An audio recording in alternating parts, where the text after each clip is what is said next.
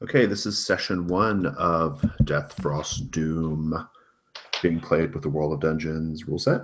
So I'm going to go over the cats thing real quick, talk about a couple of World of Dungeons rules things, and then we'll introduce characters and get going. I'm going to mute you guys while I do this real quick, so you guys can write and do whatever else you need to do. Okay, so the concept is World of Dungeons is a really rules light version of Dungeon World. It was kind of written as a joke, like what would Dungeon World have looked like back in 1979. It turns out to be a really handy rule set for running OSR modules. I found the OSR module we're running today is Death, Frost, Doom, which is produced by Lamentations of the Flame Princess. This is the revised one that was put out by Zach Smith a few years ago. This is a dungeon crawl, which is something we don't do very often, but this is a dungeon crawl. That's somewhat inaccurate, though. I think the better way of describing Death, Frost, Doom is it is a horror movie that has a fantasy dungeon as its setting. Okay, I think that's a much better, much more accurate description of what Death, Frost, Doom is all about. It's a slow build. It's a drumbeat of like just badness, and it explodes at the end. Okay. It's really dangerous and it's really gross. So just know all that stuff. Our aim is to, in these 4 sessions, I would like to finish the dungeon. I'd like to go through it and so you guys have the full experience of it. I think you'll really enjoy it. But for today, we're going to introduce characters and kind of get going. The tone is dark. All the trappings are very dark. In some places, like really over the top dark, like almost excessively so. You guys can have whatever kind of levity you wish within your party dynamics, but I will always be on the dark/horror track, okay, of the stuff that I'm pushing on you. Subject matter wise, there's some really gnarly stuff in this dungeon. It's pretty gruesome, and so because of that, we will have the X card on the table. We have the X card on the table anyway, but if something is going on that you just are that's making you uncomfortable in an unfun way, just say X card or do this little thing or type it in the chat, and we will stop. I may ask for clarification, but we'll otherwise stop and fix and change whatever just happened. As far as World of Dungeons goes, a couple of just little things I want to point out. We're doing, like I said before we started the recording, we're doing a modified last breath, which we'll cover when we get there if we have to do it. So your characters won't just die automatically at 0 hit points in this setup that we're doing.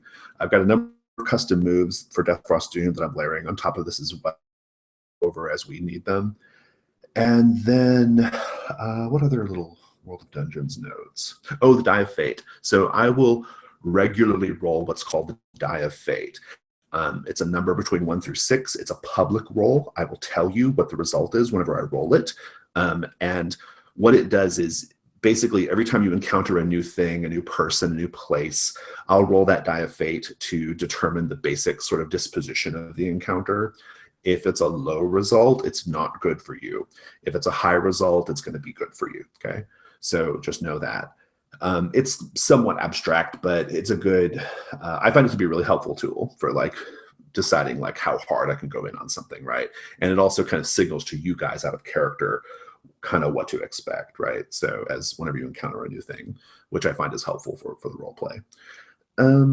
I think that's it though. We'll figure everything else out as we go. Let's go ahead and just introduce our characters. This is what I'm mostly interested in. Your character class, kind of a basic sort of idea of your backstory. Don't go into too much detail, just the basics of what you know about your character at this point, and then your flags, okay? So let's begin. I'm just going to go in the order of the sheet. Mache, please tell us about Aethiel. Is that right? Aethiel? And you're muted, just FYI. Oh, yeah, you got to unmute. Sorry. And we still can't hear you. Okay, now? There you go, yep. Yeah. So Aethiel is a daughter of a wealthy noble family who ran away and became a thief. because she's rebellious and she doesn't want to participate in all that social theater. So she's completely unsuited to the adventurous life, as we can see by her stats, which are very poor. Yeah. Yeah, and as for flags, but she has very stylish and elegant clothes, so she's like a thief out of Vogue catalog or something like that. And as for my flags, it's ignorant, gullible. So tell me a lie, I believe. So basically, this whole adventurous life is a new thing for me, and I don't know many things. And secretive, so get me to speak of my life beyond our mission. So basically, give me occasion to talk about why I ran away from my home or stuff like that. Okay, awesome, perfect. There'll be plenty of times to especially for that second one. You'll have lots of downtime moments to do that. Cool. Let's go to. Oh, I probably should mention flags, since for anybody watching the video, we're doing a modified version of flags like that are sometimes used in Dungeon World. Our flags are going to be whenever the characters hit someone else's flag at the end of the session, they will get an additional amount of experience points equal to 1/10 of whatever they need for the next level. So, okay, Garrett, please tell us about Vrak, Goose Knight of Prain. That's a great name. Vrak is my name, and I'm a natural leader because of my stats, which are clearly dominant, I would say, in this group. The goddess of Prain is a goddess of fertility, but it doesn't mean that their members of their orders are completely helpless. It's quite the opposite. We are more like paladins. I have a warhammer in the shape of a goose beak, and I will smash evil with it if necessary, because I will take care that the god's words are taken into this dungeon, and that this dungeon will be freed from any evil. Awesome, I love it. What are your flags? Well, I'm a leader. That means I'm just waiting for doing mistakes. Leadership is all about learning from your mistakes. So point to my mistake if you can, if you find it. And especially when the decision goes poorly. And the other one is that I won't let it happen that conscious beings which have an innocent core in themselves get hurt. Doesn't apply to pure evil or strong evil. It's under my discretion. Okay, so it's harm or threaten. Harm or threaten Yep. to harm an enemy that I can step in and care or show compassion for. That's pretty good. Okay. I like that. Cool. I don't think I have any questions right now, but that sounds awesome. Jennifer, please tell us about Tig I was about to say Beast. I guess it's Tig the Best. Or is it Beast?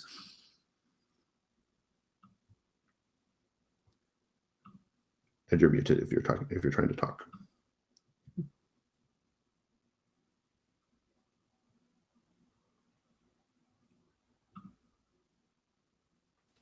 Yes, Tig is the best. Tig is the very, very best. She is the best hunter. She is the best at everything. Tig is the best. Tig the best.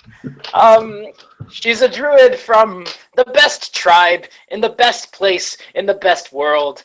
And she's been separated from her tribe, but she's trying to get back. She has a mutated lemur pet named Kopak, and she worships Mother Longtooth, the saber-toothed tiger spirit of savagery and beast, and Scarpenive, the queen of all bees who lives in the sun. I love it. Good. And yeah, she wears mostly furs, and she's just the best. Awesome. What are your flags? My flags are make fun of my savage nature, but I think make fun of my haughty nature. I'm going to change it to that. Okay. Yeah. Haughty or savage. Sounds good. Your choice. Good. And then ask me to examine an important object, because I'm the best at identifying new objects. She's amazing. Awesome. I think she's going to be a fun character to have run into a big wall, a big wall of badness.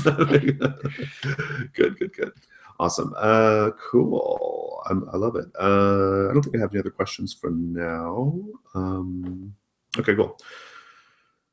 Philip, please tell us about Mirasa, your fighter.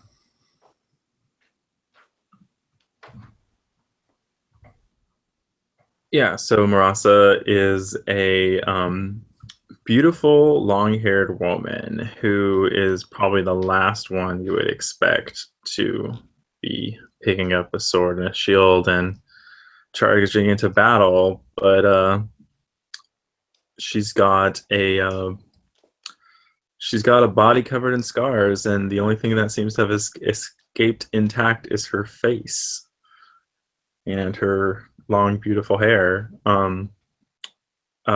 She fought her way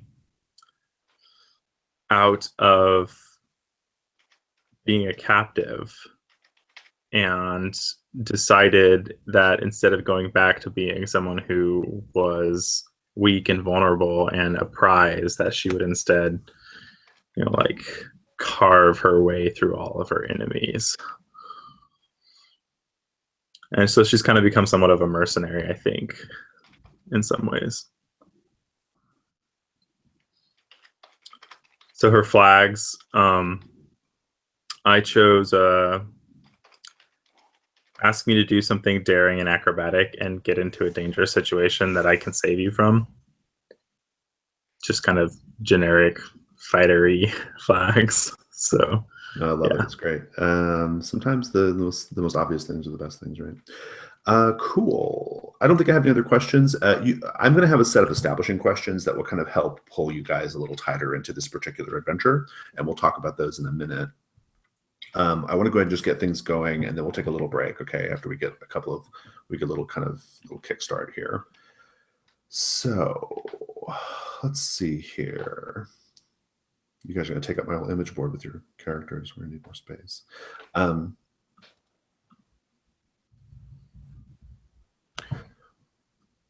We're beginning at the base of Death Frost Mountain.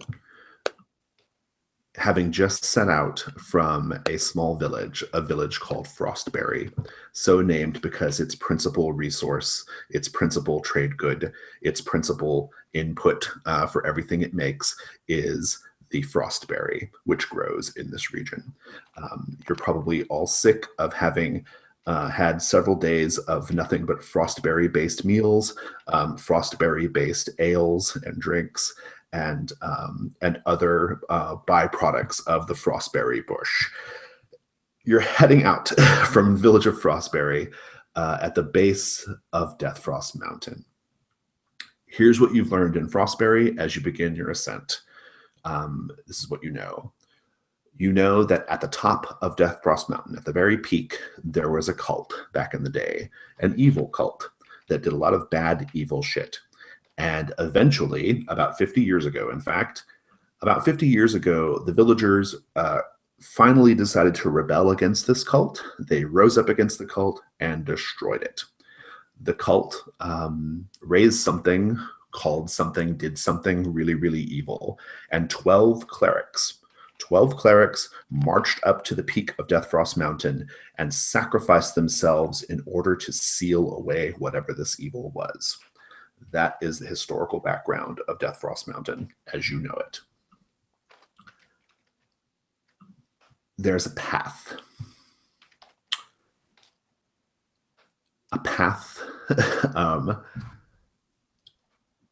Cut through the woods that goes straight to the peak. It's a path that was originally cleared by said evil cult many, many years ago. Okay, it's still cleared.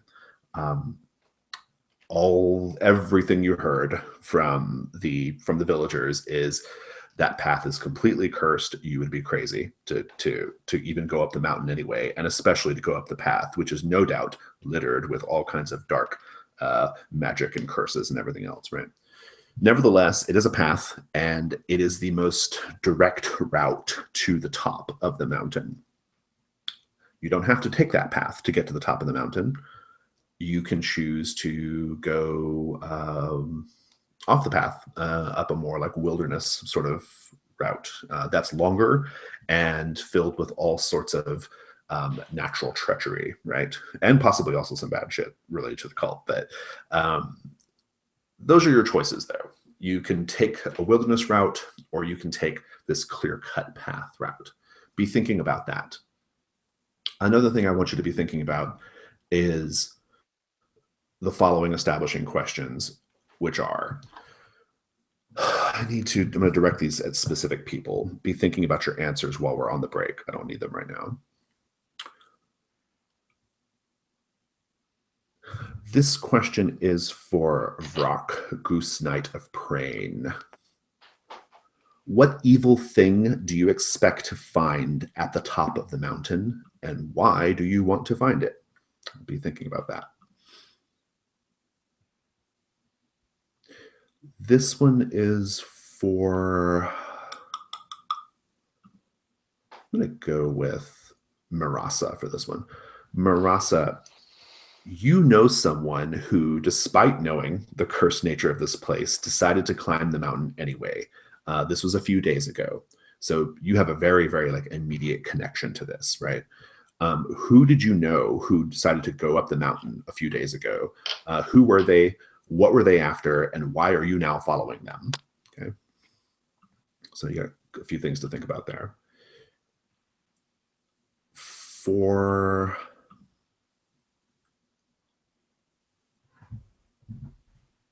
Tig,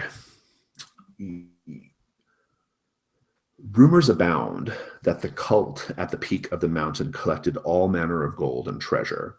You're after a very specific treasure, a really specific. I want to know what that is. And for, am I pronouncing it correctly? Ithel, is that right? Okay. Yep, that's okay. Rumors abound that the cult at the peak of the mountain collected all manner of gold and treasure. You're determined to make a big score here in terms of just money, okay? Why do you so desperately need this coin, okay? Like, why do you need the money so badly that you'd be willing to do this probably really dumb thing, okay? Okay. Be thinking about that. Be thinking about which way you want to go, either up the clear-cut path or through the wilderness. And we're going to come back in about 5 minutes, okay?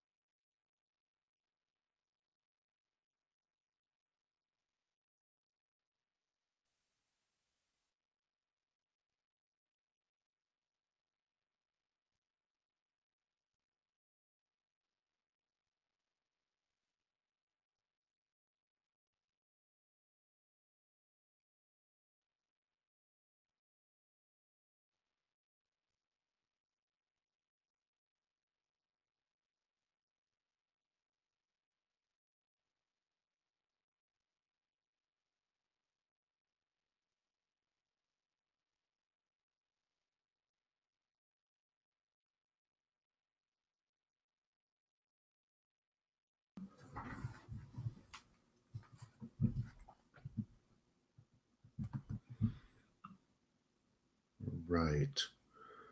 Yep. Jennifer's there. Cool. Machi, are you there? Give him a minute. So the curse of the mountain is basically that no one comes back. The curse of the mountain is just the sort of like rumor. It's just rumors of the like rubes tell, right? Like there was a cult that operated on the mountain a long, long time ago. Obviously, it's cursed. That's basically it, you know. The important factoid in that little story is that they're the 12 clerics that went up to seal away the evil, right? So that's the one thing that everyone agrees on. Like that definitely happened. Everything else is like, oh, I heard there are ghosts. Oh, I heard there are terrible spells. There are monsters. You know, you hear all kinds of stuff. But the one thing that everyone agrees on is after they killed the cult, after they destroyed all the cult members, 12 clerics went up there to seal away the evil and never came back. Got it.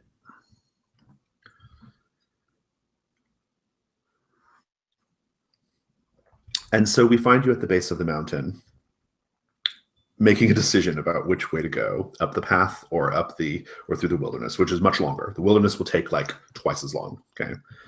The path is direct and straight up, and much easier to traverse. Let's have that scene. I want to know what everybody looks like right now. It's very cold. So how are you dressed? What do we see, Frag? Tig the Best is wearing lots and lots of really brightly colored day-glow furs from her homeland. And she has a giant bright pink sort of mohawk, and she has nice. dark olive skin, and she's hefting around her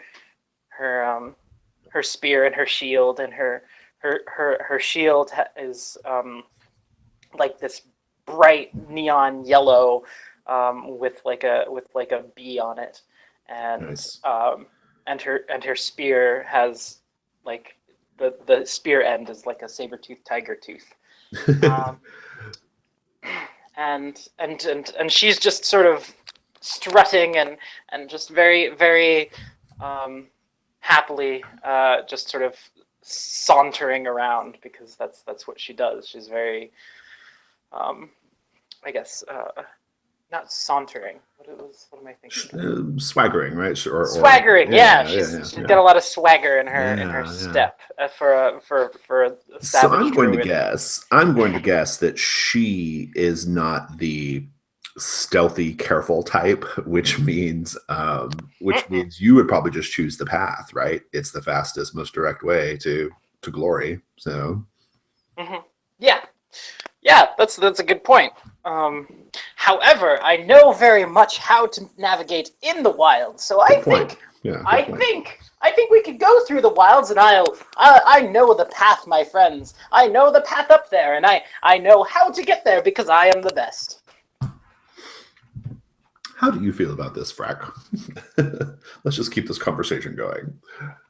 Well, looking up and down on Tick, it's like that's not exactly the party I wanted to get together to go on this holy mission. However, I heard only good things about these people, and everybody has their specialty and will bring its glory and its courage up to the gods. So I'm confident that we can make it, maybe with some guidance and lead by myself. That should be possible.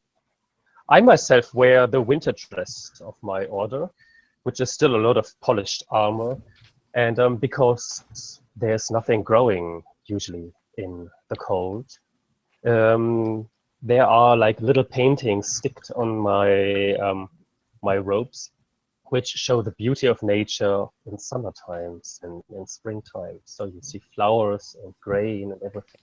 What grows and shows the beauty of the world, just to counter the darkness around me. Nice. Marasa, what do we see in the scene with you? That's you, Philip. Yeah, so she is she has her long red hair out of her cloak. It's just a brown cloak. It's very plain looking. And she's got a short bow over one arm, and then she's got one of her hands resting on the hilt of her sword as she's walking up. Nice. Yeah. What do you think about which way to go? She has no fear in taking the main route, so she's just determined to kind of cut her way through any danger that comes with that. Let's talk about that. Who is this person who went up the mountain a few days ago, and why are you trying to find him? So it's actually her brother from her noble family that she used to be a part of. He decided to climb it, and he had done things like this before. He's always trying to get like fame and glory, when he's actually just a weak person in general. And so she heard about it.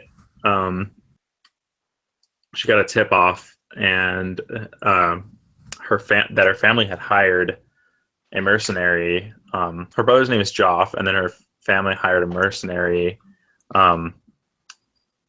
named Corin to retrieve him. But she knows this Corin man. He was one of her former captors. He's the only one who escaped before she could kill him. So yeah, she's got a lot of reasons to go up this mountain. So Joran you're trying to basically get there before Joran gets to him, right? Is that the idea? Before Corin gets to him. Before Corin gets to him. Okay, got it. So you have a big incentive for taking the fast way, right? Right. You better explain that to the group. Right. So Evelyn is standing there in her elegant cloak. It's embroidered, and it has this fur finishings.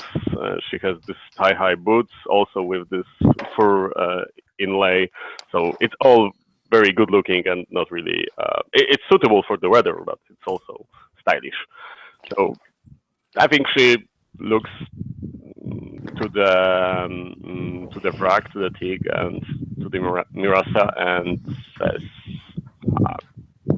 so I would say we can take the main road. Doesn't seem there's anything there. So why should we sneak through the forests?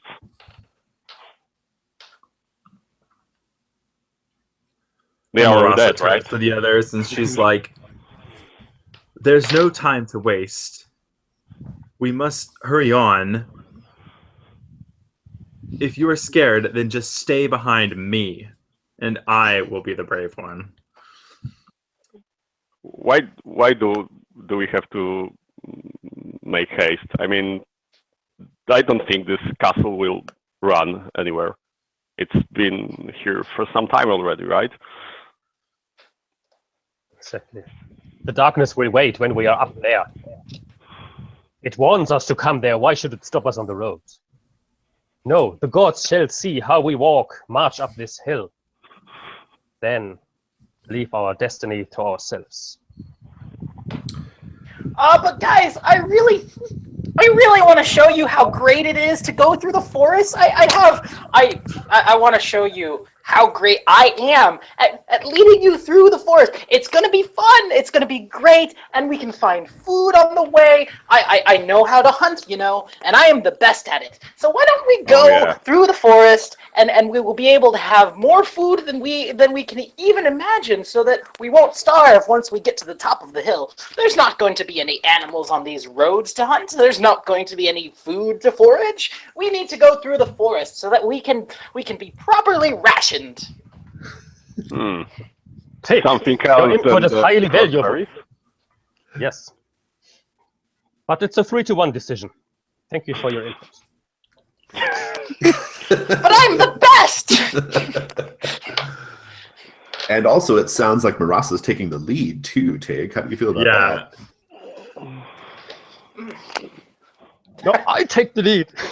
I'm the best. And so I get in front. I like kind of cut in front of Marasa. Fine. If we're going to go that way, at least let me take the lead. This journey can be over before we even have made our first step. And I think everyone is kind of running ahead of Marasa.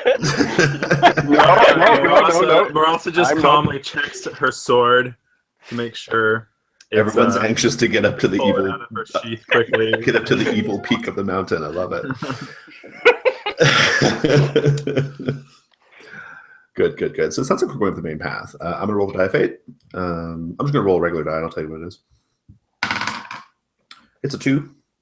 Oh boy.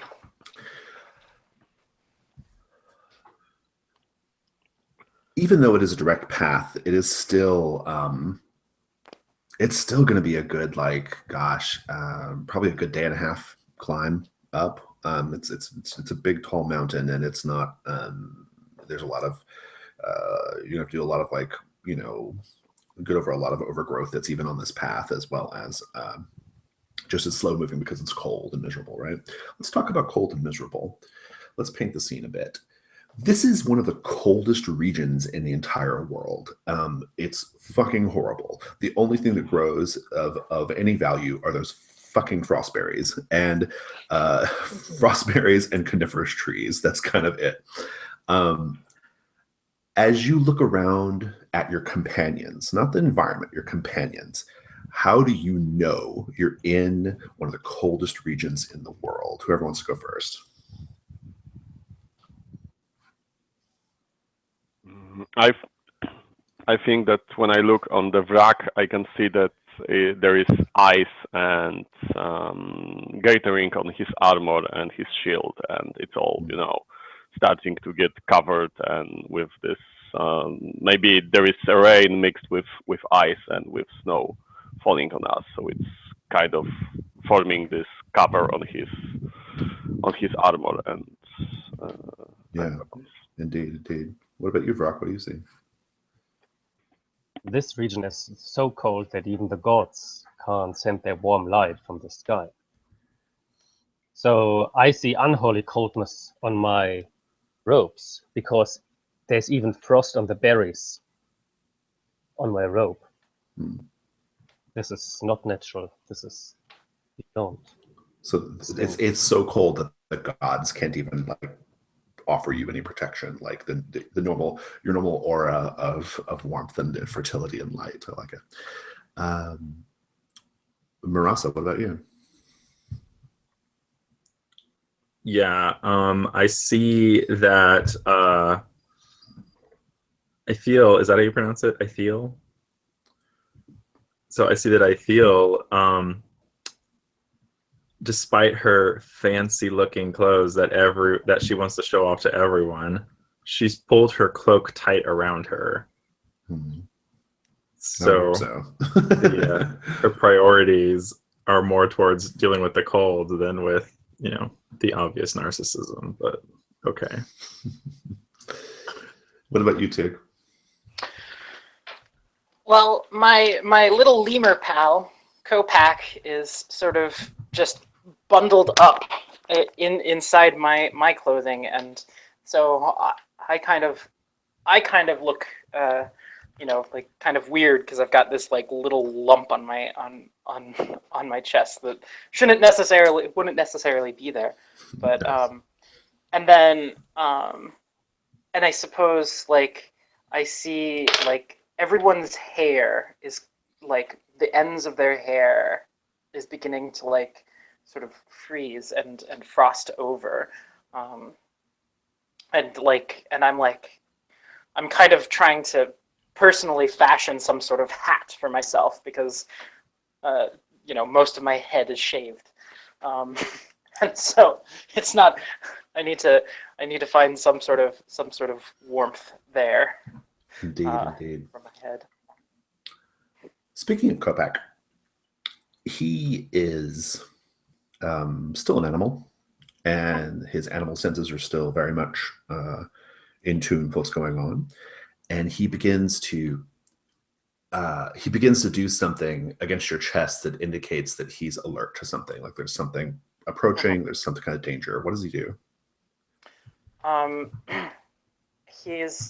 He begins to kind of squirm around, and then he kind of like hoots at me, and it's just like, I'm like, uh-oh, guys, something may be on this path, something dangerous. My wonderful animal companion has told me that there's something that we should be on the lookout for. Now let's play it safe a little bit, because we must persevere. Frank, once you hear that, how do you respond? Like, what do you do? Knowing that there might be trouble. Well, I know there's trouble, so I go to her, put my hands on her shoulders. Tick. Tick. Yes. What are you doing? Get off! I'm the best. I know you're still angry at us because it was a 3-1 decision. Well, but it's important. If there's once a decision, it has to be followed. I should count as It 5. doesn't help to be grumpy. But there's something going on, Brock. There is something going on, my friend. And you need to. I have intuition. I understand these things. I am smarter than you. You are nothing but a burden right now. Yeah. We need to be making way, and here we are bickering. You must listen to the wild woman. I know more about these things than you guys do. Wild is quite right. Wildly insane. Goodness, woman, could you please at least assist me in trying to figure out what's going on? The more we argue, the closer the danger gets. Now hush and keep down and keep quiet. Hey, Jason, so I am not an unaware person. I have awareness as kind of a skill that I've gained, Sure. Involved some awareness to maneuver my way out from my captors. Am I picking up anything here myself? Yeah, you can. If you want to roll plus wisdom, since we don't have the benefit of discern realities move in this game, what I do is have you roll either intelligence or wisdom, depending on whatever you're investigating, and then I just give you some questions based on the result. So, and because you have the skill of awareness, you can't fail this roll, so you can't get a miss. Okay. So that would be plus whiz. Plus wisdom. Yep. All right, that's an 8. Okay, great. I'll let you ask any one question you want. No, whatever you want to ask, I'll answer it. Yeah. What's the tip-off that convinces me that Tig actually is right to be disturbed about something here? So I think you guys are heading up like just as the sun is kind of setting behind the mountain, so it's kind of dark, right? And making it even colder. But you see in the available light, you see the glimmer of several sets of eyes, kind of like in the tree line.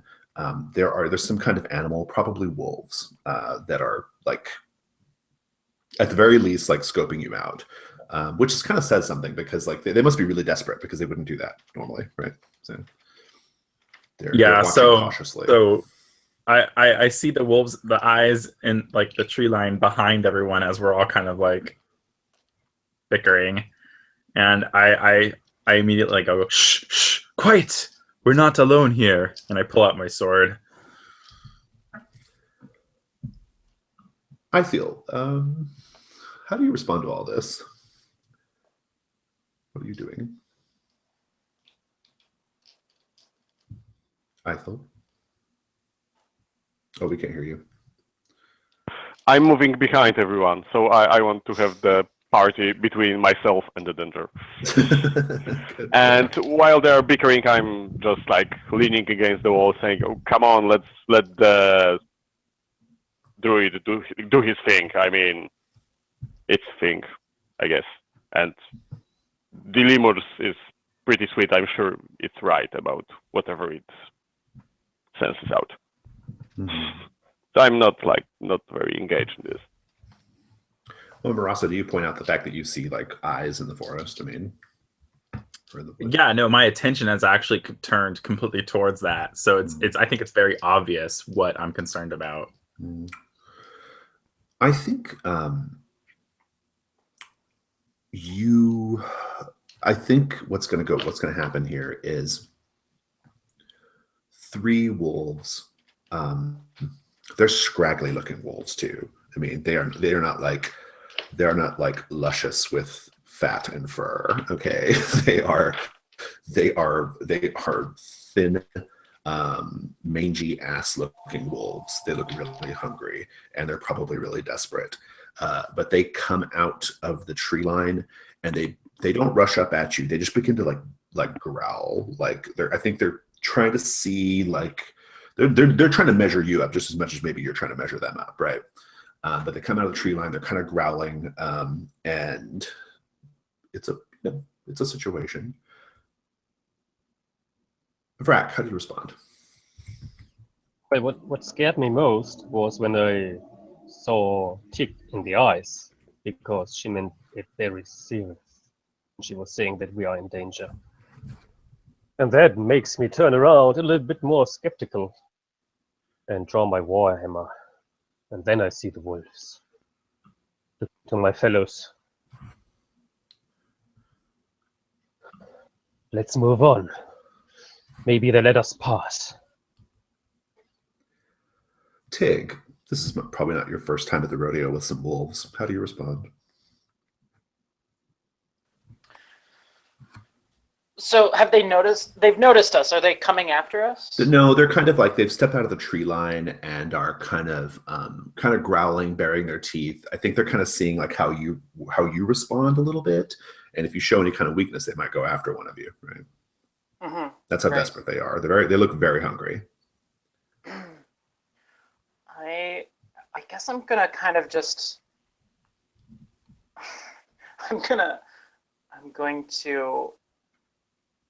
I'm gonna take lead, and I'm just going to, I'm gonna strut, and I'm gonna kind of growl as I take lead, and I'm just gonna be like, "Come this way! Come this way!"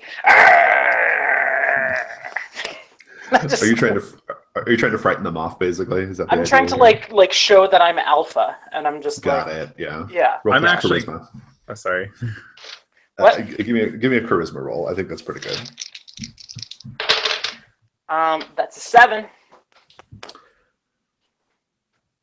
They are going to be hesitant. I think your wild coloring combined with your behavior is probably enough for them to like say, okay, this is not, this is not what I want, and they kind of like back up. But your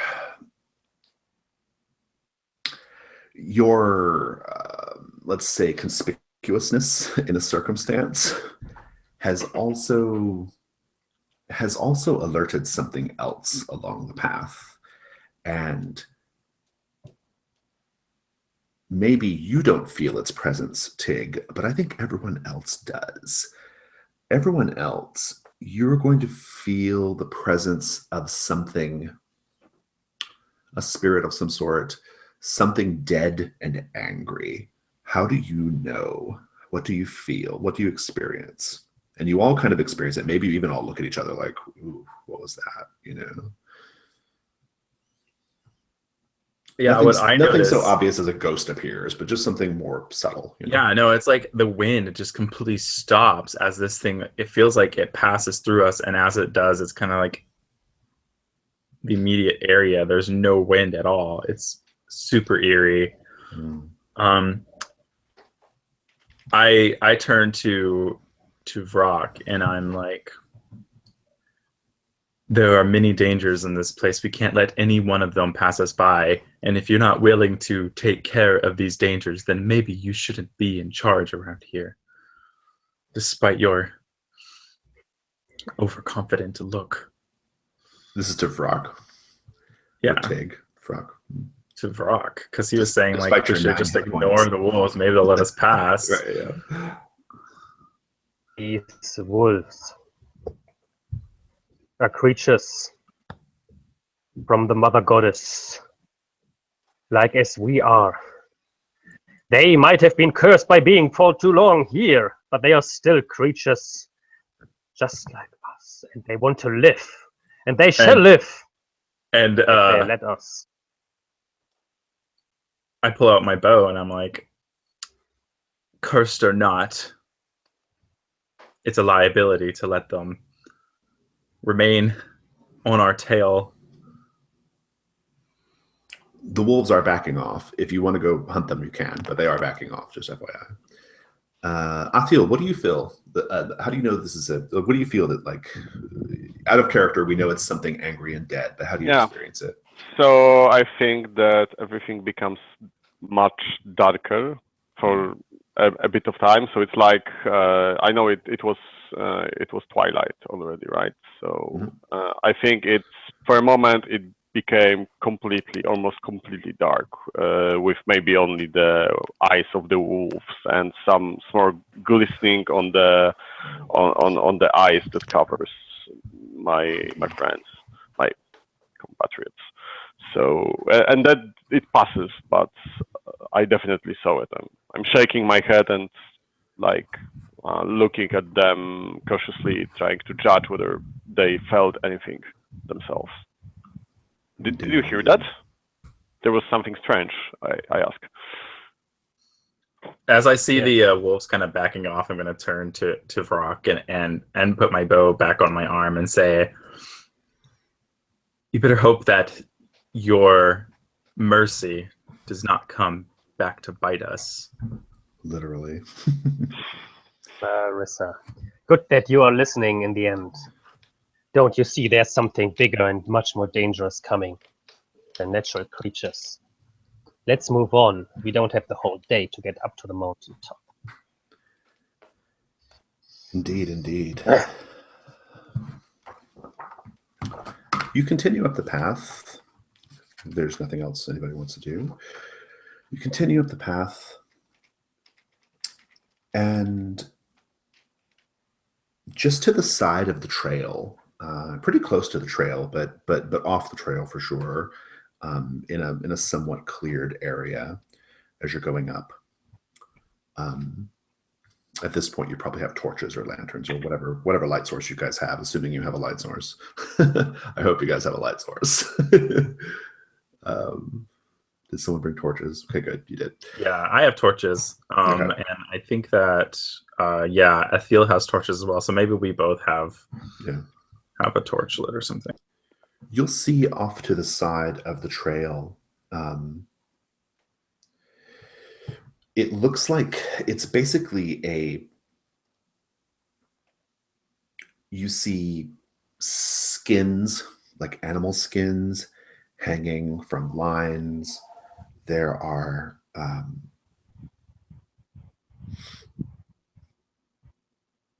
animal skins. There are like there's a big stone slab with a bunch of like little wooden plaques.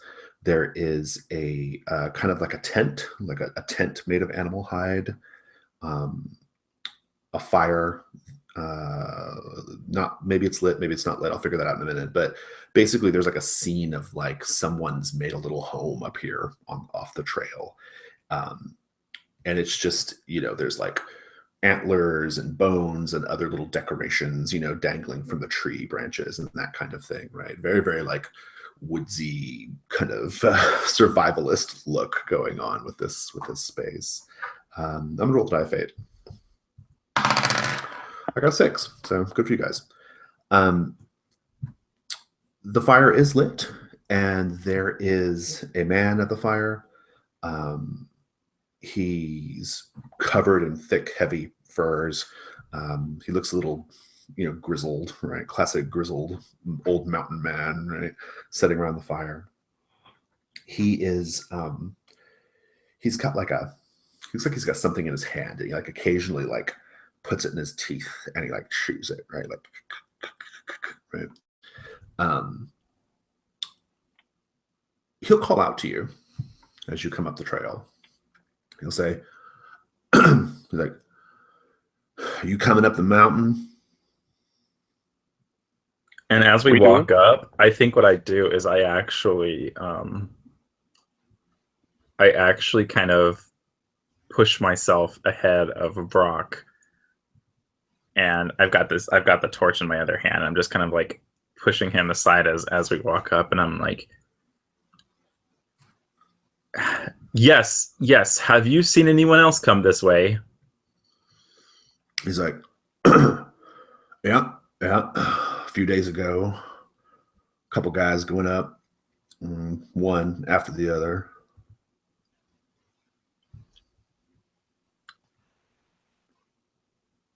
And then I turn to the others and I'm like, we need to keep going. We can't stop here. Is there something you're not telling us? Something like I'm looking. I'm looking at Marissa questioningly. Is there something you're not telling us? Why do you want us to haste?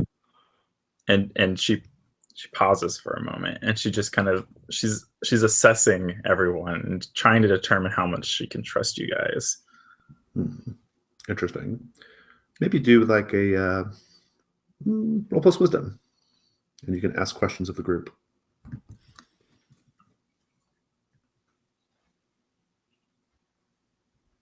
What's my wisdom?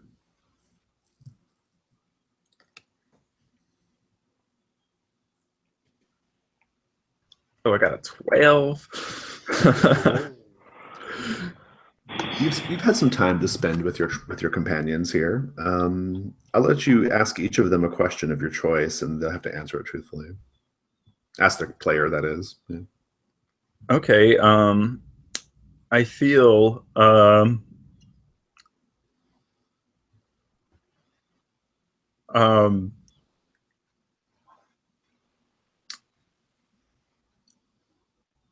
would you general, I guess these are general personality questions. Would you let one of us suffer if you thought you could get some prize out of it?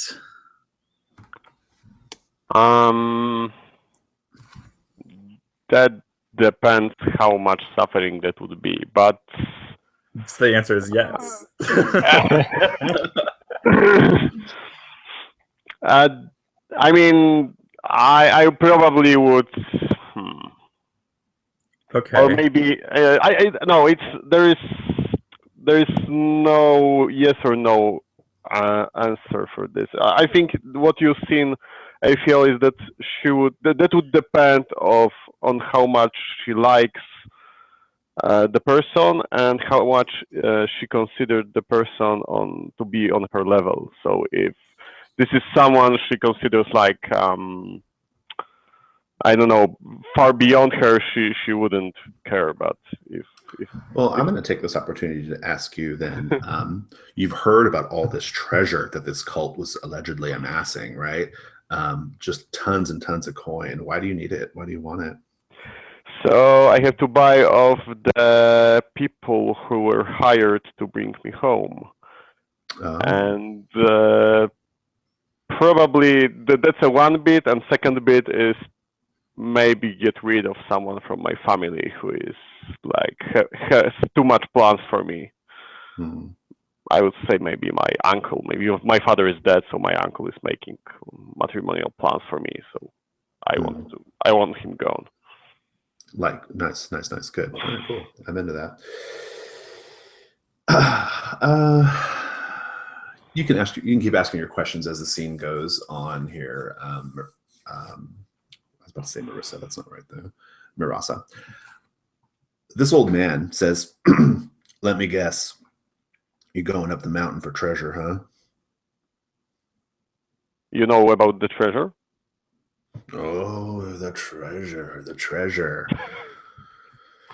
People hear about an ancient cult that's been operating in these lands for thousands of years, and they just assume that they must have had a lot of money, and all that money is still up there at the top of the mountain. There's no damn treasure in that mountain. Only misery and regret and evil. I'm looking around. There is no place here to spend the money, so it's logical it should be there.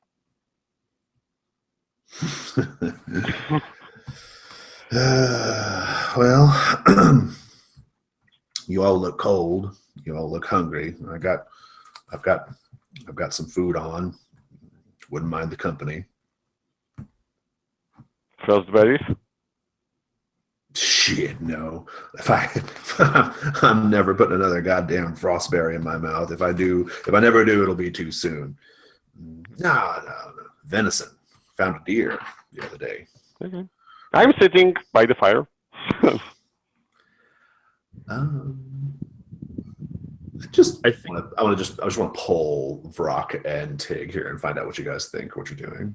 I think one thing I do real quick is after I've kind of assessed, Ithiel goes and sits by the fire. I think I'm just going to trust that Vrock is honorable.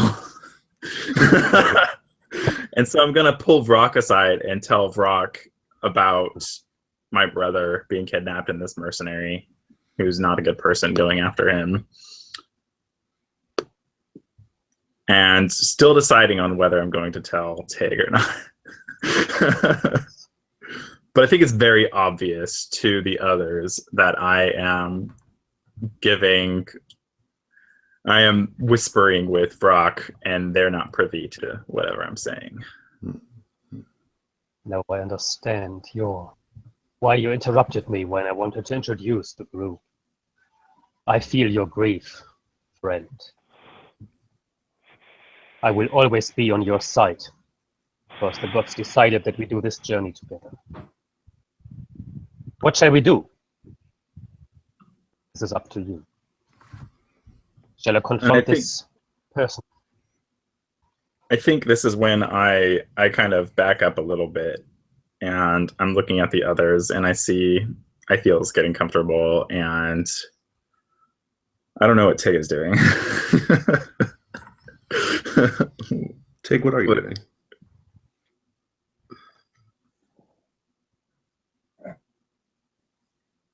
We've lost her. And I think No, I'm here. I'm here. Sorry, I was just muted. No, I'm sort of. So is this guy has a fire, right? Got a fire. He's got venison on. He's okay. So what I'm going to be doing is I'm kind of going to be doing a little bit of a ritual for Scarpenive to try to keep us warm in the oncoming, like one of those 1 hour summoning things. Oh, okay. You're gonna be working on your summoning. Right. Yeah, I'm gonna try to summon Scarpenive to keep us warm. So since she is the bee goddess of the sun, I'm going to try and get her warmth to at least get us through the next few days. And I'm going to turn to Vrock and I'm going to say, I think it would be best if we let them gather their strength. They're not as strong as we are. I love it. What was your summoning roll? You're a good person. Oh, right. That's what int, I think. Yeah, actually roll it in a minute. I want to just know the fiction for now. Are you doing this like right next to them, or are you kind of going off by yourself a little bit? I'm just doing it at the fire. I'm just starting to chant and I'm kind of just like buzzing and dancing around the fire and sort of with my shield in my hand and like holding it aloft toward the sky while I dance and buzz. The old man, who introduces himself as Zeke Duncaster. I'll type that in the thing. He kind of looks at you, Ithel, and he says, "Does she always do that?" I'm just shrugging. Well,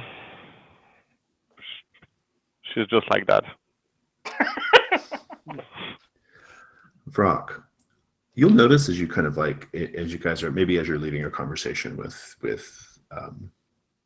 Marasa, you'll notice that Zeke has a number of, there are like They're like wooden plaques. Okay, he's like carved these like little wooden plaques, and he's stretched animal skins over these wooden plaques. He's like kind of affixed to them. And on these animal skins, and even on some of the animal skins that are kind of hanging, like it's almost like in production, he has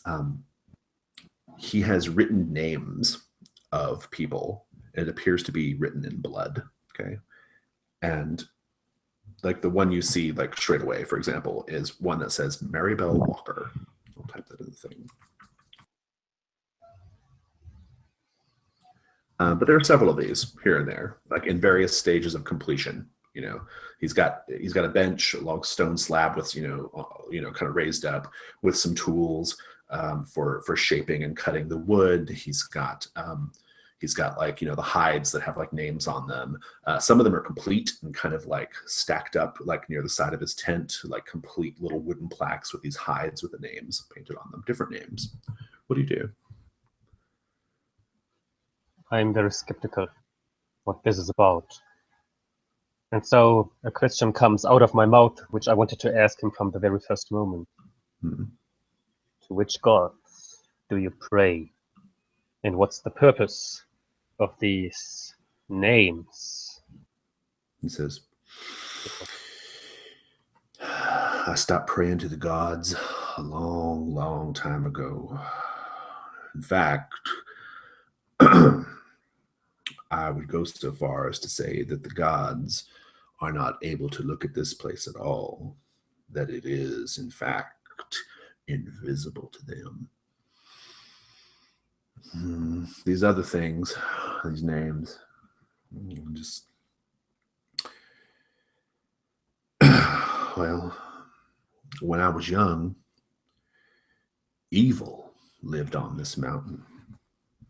It was destroyed, but not before thousands and thousands of people lost their lives.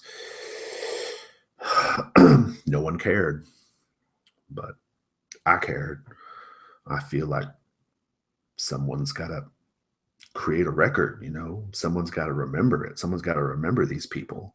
I mean, they're just lost to time, lost to memory. That ain't right. So I do what I can.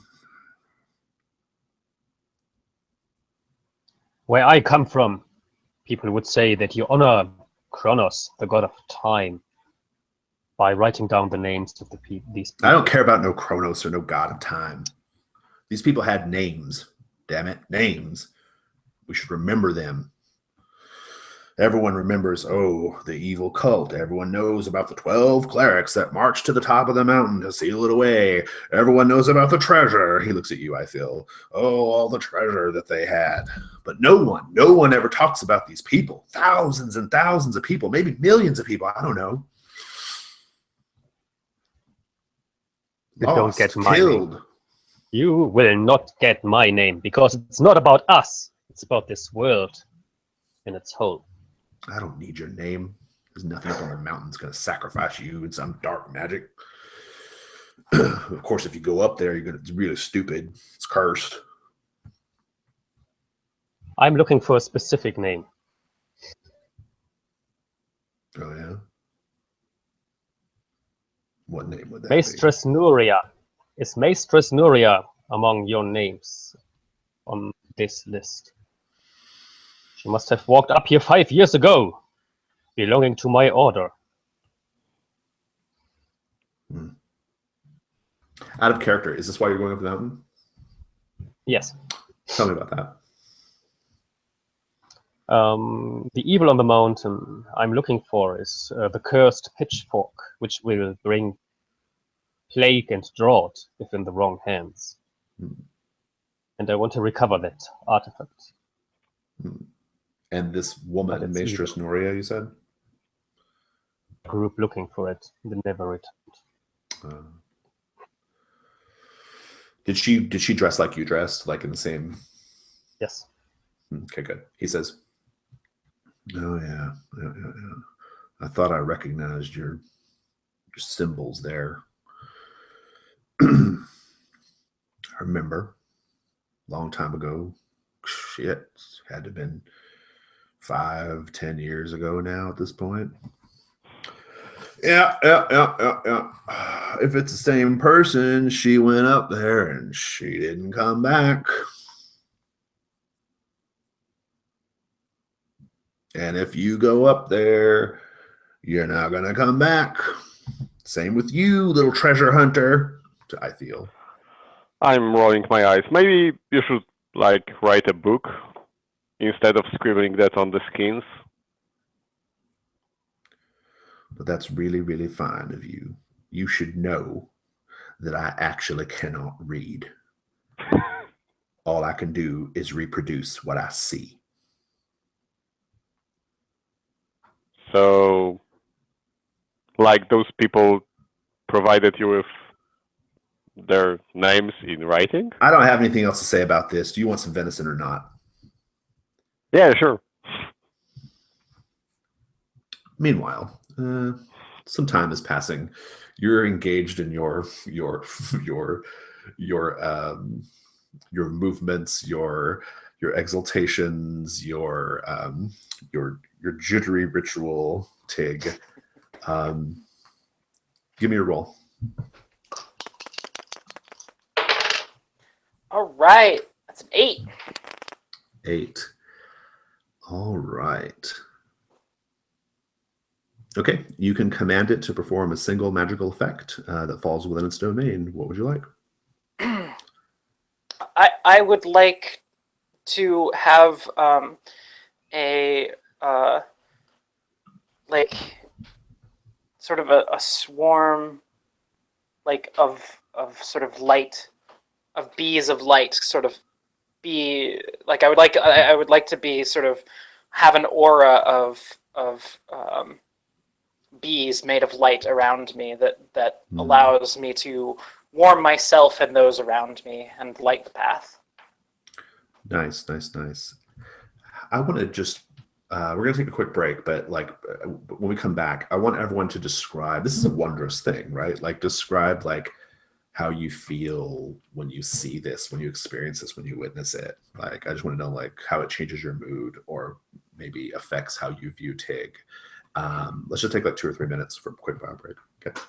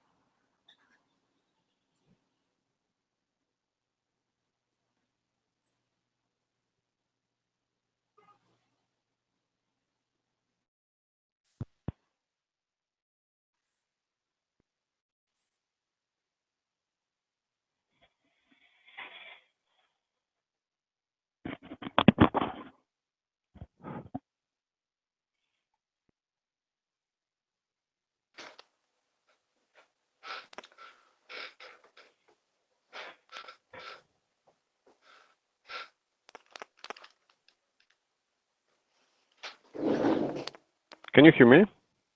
Yes. Okay. So, this would be a good time to ask you, Tig, a lot of alleged treasure piled up somewhere on the top of the mountain. Well, what specific thing are you after right now? I am after the helm of Scarpenive, the bee goddess's gift to mankind, who which is essentially once you put it on, your head essentially transforms into like a bee, and like gives you some of the powers of a bee. It's like a very powerful relic of our people, and a thief of some sort had stolen it from our people, and I wish to reclaim it. Indeed, indeed. I love it. Good. I have a soft move to make against you, and I will in a minute. But for the now, I want to know. I want to know, as these little. I'm imagining them looking something like little bee-shaped motes of light or something. Yeah. Right? Like kind of buzzing Yep. around. What does I want to get everyone just a read on that. I'm particularly interested in Marasa, who seems to be so like angry and headstrong. Like, how do you feel about these warming little bee motes? It kind of takes my breath away, and it's a bit nostalgic for me in some way, because as a child, I journeyed to the high court a few times, and they always had one of the mage jesters there who would create these little light shows and things, and it just kind of reminds me of that time when everything was a lot simpler. Awesome. I feel. What about you?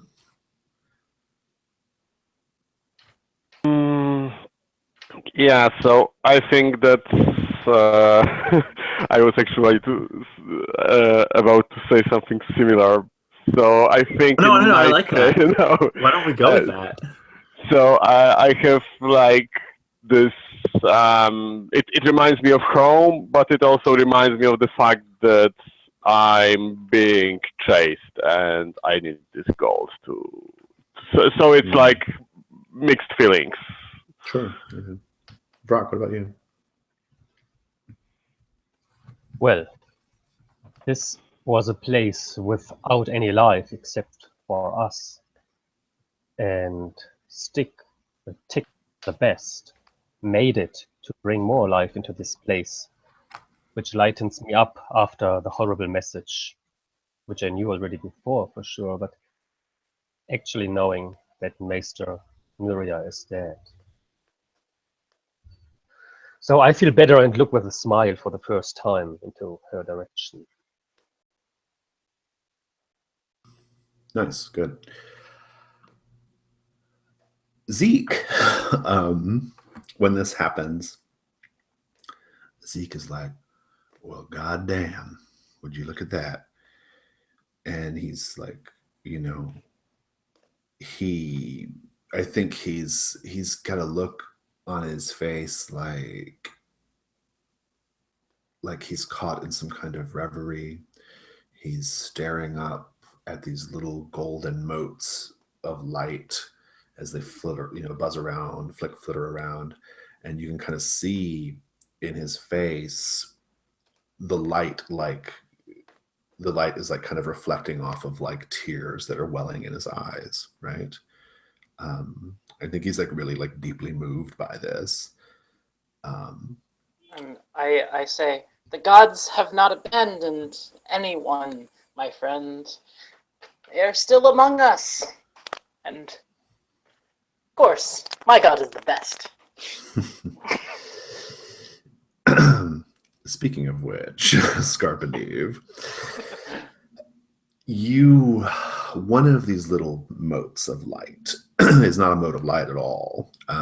It is, and only you can see it in the darkness, because I think you really feel it more than see it. It's more like a normal bee, except perfectly black.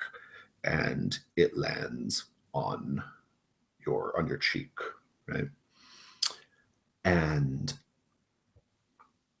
it whispers in your ear. It says, "You are very, very foolish for summoning me into this dead, evil place."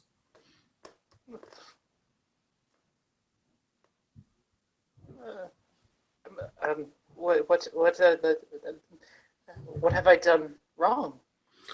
I responded to your call because you are on a very, very important mission. You must retrieve the helm. Mm-hmm. And Yeah, and fear. Mhm. I am the bearer of bad news. And what would that be exactly, my darling?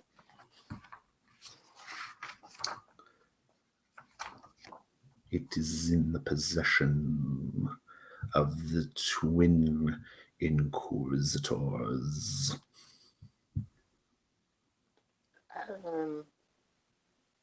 And that would be bad then, yes? And then there's nothing. Oh, goodness gracious. You don't know what the twin inquisitors mean. You just know they've got it, whoever they are.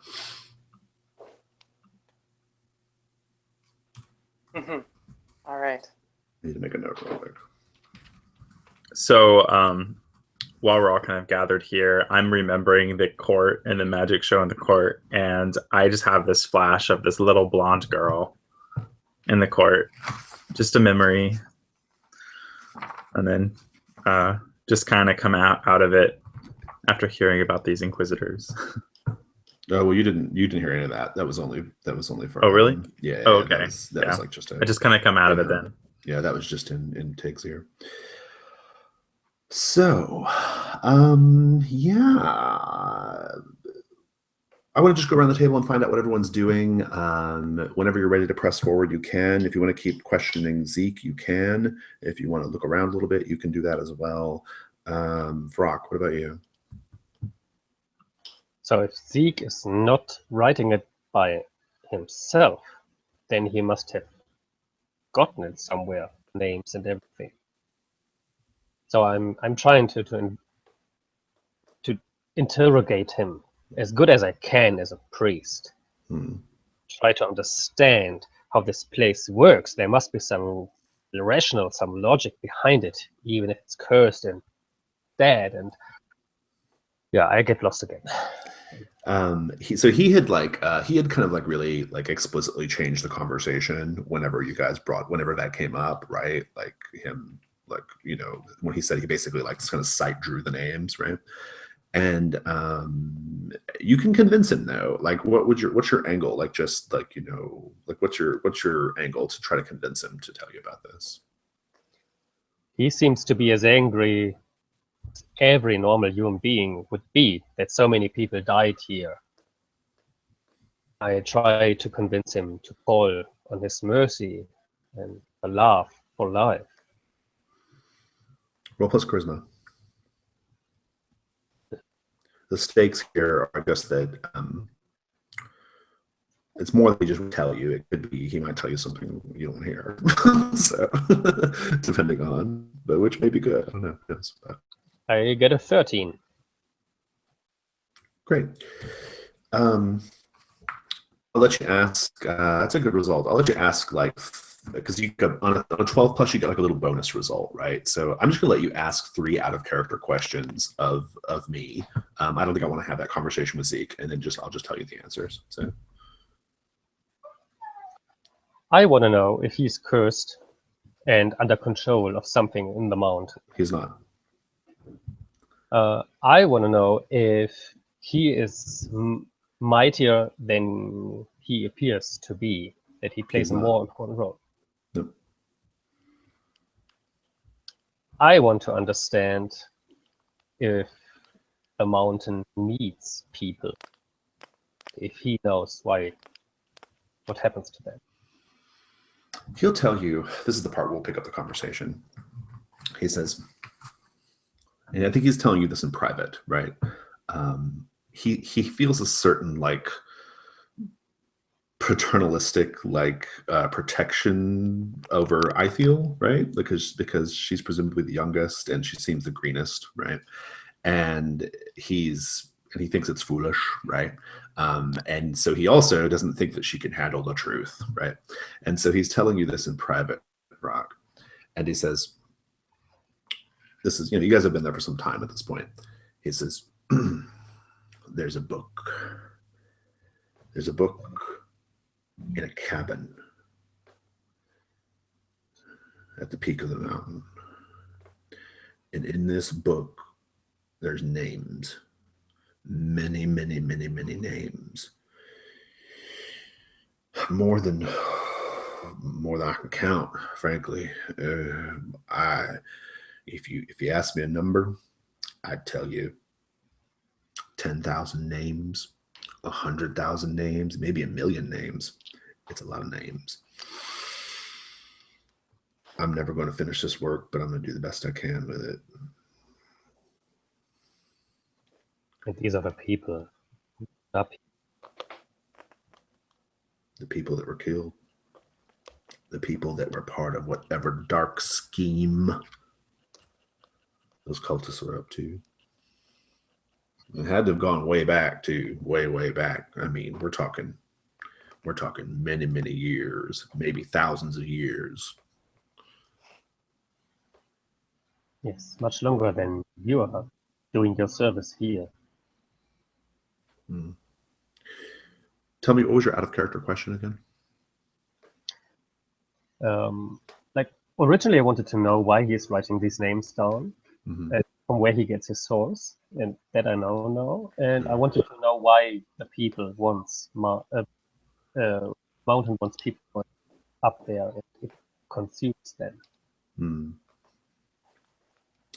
He basically tells you a story of like, essentially, like I think the cult was just at the nadir of their power, and the villagers were tired of them and just rose up and just marched up there and killed and slaughtered them all, right? In like more ancient times, the cult was much bigger and more powerful. Ithil, what are you doing right now? I think I ate whatever he had to offer, and maybe I'm dozing off by the fireplace a bit. So I don't know how accommodations look there. So maybe I'll take a blanket out of my bag or something like that, and I don't know if I have a blanket actually. I'm sure Zeke has a fur though, right? Yeah. Okay. So yeah, I'm lying by the fire on the fur, and I'll let you reroll your hit points. Okay, that's cool. Very cool, actually. Yeah, you need it more than anybody, right? Okay, let me try. So I need to do it in the second roll 2d6.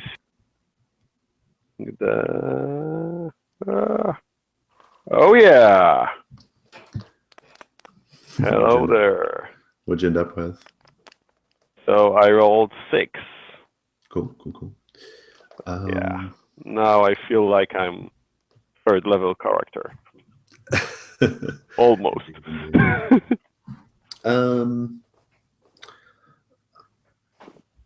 Marasa and Tig, is there anything else you guys want to do here? You guys have got a lot of information, and there's probably not much more to do with Zeke. He's just serving his harbinger role, right? But I'll ask you anyway. Anything you guys are up to? Anything you want to do before you head back out? Are you guys gonna wait until the morning, or are you gonna keep going?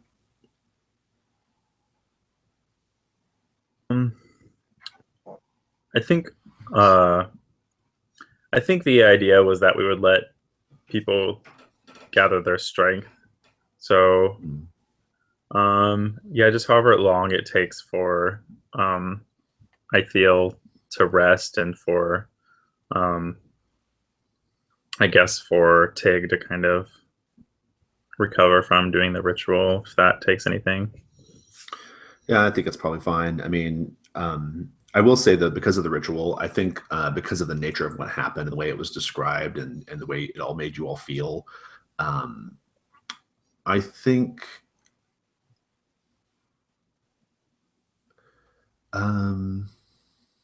Brock, did you ever describe how you felt about the bees? Can't remember. I did, yes. Yeah, They lightened my mood. Indeed. I think everybody can take a +1 forward on your next roll as a result of that ritual. You're feeling warmed. You're feeling almost positive or hopeful, right? And even you, I feel, you're feeling better, right? Like this was a good little stop, right? Apart from the cryptic warnings about curses and possibly tens of thousands of dead people somewhere on the mountain, but setting that aside for a minute, you're all feeling pretty good. What about you, Tig? Anything else you want to do? Or are we ready to go? I do want to I'm going to go to Vrak because he seems the most civilized, and going to be like, Vrak, I may be the best at many things, but being the best at civilized notions is not really my forte. I'm curious, do you know anything about the Twin Inquisitors? Inquisition is something we leave to the other churches. My God is the God of mercy and fertility. So Inquisition is something beyond our realm, but do we know to which god they belong? Do they belong to any god? Well, I might browse in my memory. Maybe I find something. Roll plus intelligence. And then do you have an appropriate skill here by chance? No, not really. Decipher? I don't think so. It's more like reading something, right? Yeah, that would be more Decipher lore. my head. Well, I have a 6, but I have a +1 forward. Oh, indeed. So it's a 7. So Tick is not only asking, but also very good to help me recollect my memories. You have heard stories of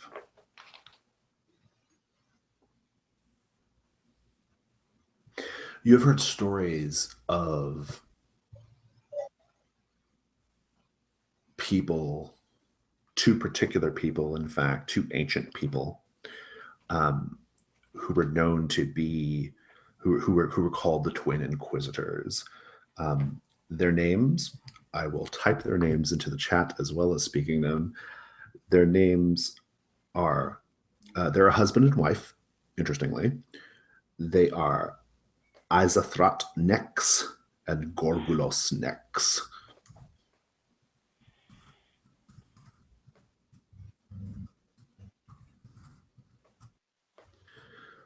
They were a husband and wife in ancient times. They are known, there are lots of stories associated with them, but the most important story, the one that's going to be the real, that's going to key in your brain and maybe give you some insight into what's going on or who's in charge of this activity on the mountain, is they worked for an order of people who were thought to have created magic, who brought magic into the world, who developed magic. An order of people called the Duvan Ku. And the Duvan Ku, they had a language, and it is the language that is the root language of magic. That's something very, very few people in the world know, but you, because of your religious studies and because of your studies because you're a learned person, that's something that you know. My best grades in the temple I had in deciphering old scrolls. Yeah, but I never managed to decipher Duvanku properly. Indeed. So there's does more, that help but that's what you know based off your role. Is that what you hope to hear, Tick? Well, it's a lot of information to take in. So the progenitors of magic in this world have the ancient artifact of my goddess, and I must reclaim it. So, well, we'll do our best. Well, they were declared heretics. They are not those who actually brought magic. This is false. The gods brought magic as a gift to the people. Well, So, heretics. we'll see. Stranger things have happened. Indeed, indeed. Let's continue up the mountain. Manche, are you with us? I know you look like you were dropping in and out. Okay. The journey up the mountain, by the time you make it to, assuming, because it sounded like Marasa was just kind of ready to go. Like, once you guys feel rested, we're getting the fuck out of here. And so I think you reach the peak of the mountain at in the middle of the night. The moon is hanging high in the sky. And I have a scene for you, a scene that I'm going to paste into the image board so you know exactly what you're looking at. It is, in fact, the cover of the book.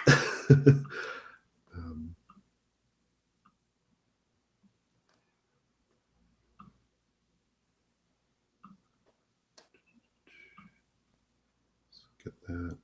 Take me a minute to find it here. Because drag and drop does not work on docs ever. Here we go. Here's your scene as you reach the peak of the mountain. It is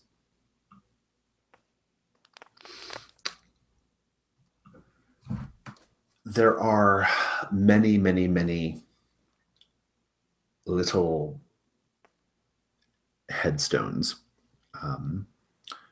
There are some statuary.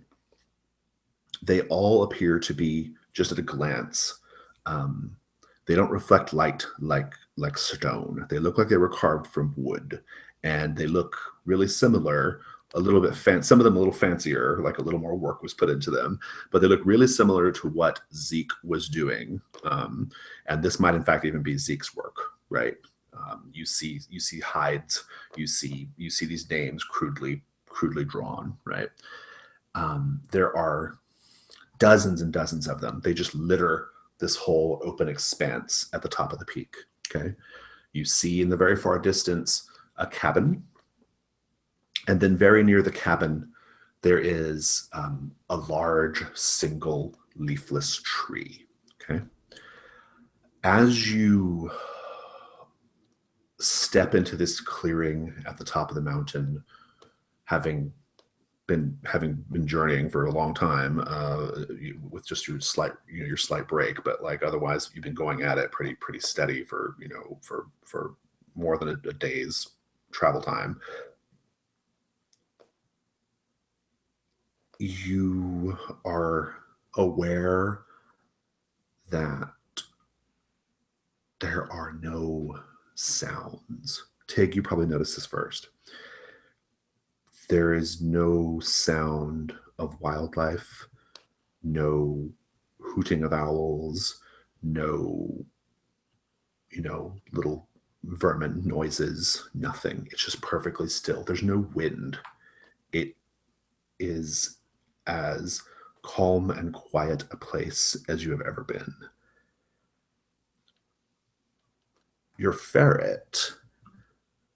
Lemur. Oh, lemur, sorry. Your lemur is losing his shit. He is like clawing wildly at your chest, as if to make a hole in your chest would be the most efficient route to getting away from this place. Okay? He's going nuts. Everybody else, this is a place of not just stillness. It is a place that is utterly dead. And I don't mean like, oh, the leaves on the tree are fallen, so it's dead, or all the animals are dead. I mean, it is elemental. It's fundamental to this place, deadness. How do you know? What do you see or feel or experience that lets you know that this peak, this place, is fundamentally, elementally dead? Whoever wants to go first. I immediately start praying, but there's no sound coming out of my mouth as long as I use holy words. I can't use holy words. The name of my God cannot be They won't said. come out of your mouth. That's good. No, it's muted away. It's terrible. I feel, how do you know this is a dead place?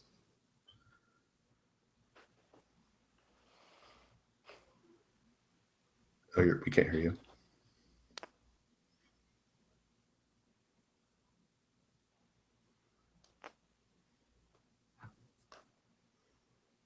Yeah, we can't hear you. I'll skip you for a minute. Marasa, how do you know this is a dead place?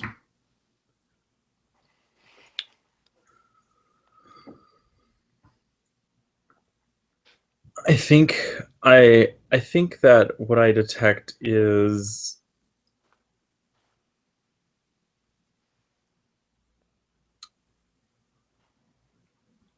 the way the light kind of is casting shadows from the trees. It's like there's just these shadow claws that just go over everything, and they just are kind of a specter of death in a way. There is in fact just one tree, as you like on yeah, the peak, but like you know? that tree. Yeah, that's I just wanted to clarify that though. Yeah, like there's trees behind you, but there's just a Right. single tree. That tree is just casting this shadow over everything, and it's like the claws of death. I love it. Ithil, are you back? No, I don't think so. Maybe just rejoin the call.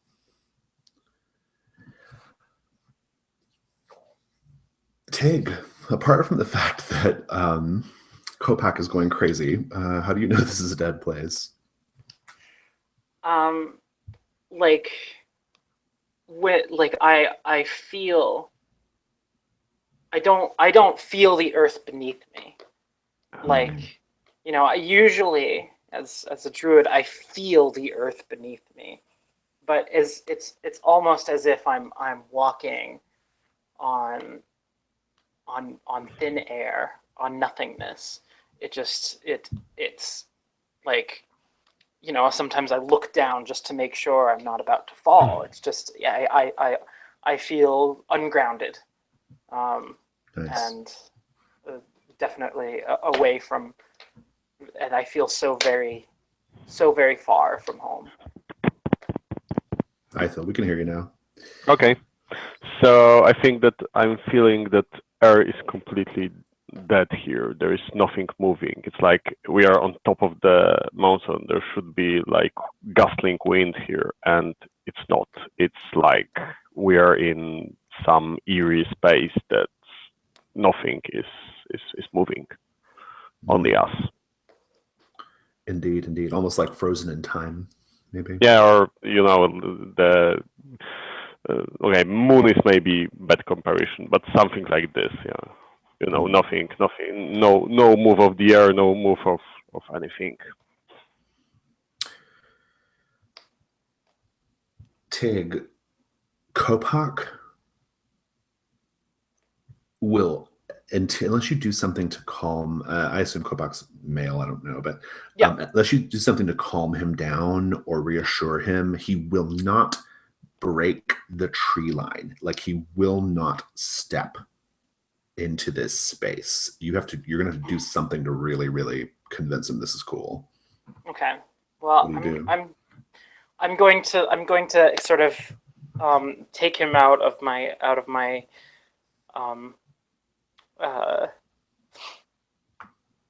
I'm going to take him out of my, I guess, my furs, and I'm going to bring him to my face, and I'm going to like put our foreheads together and scoop some of the like, and then bring the light of these bees to him and show him that we are still protected by my goddess.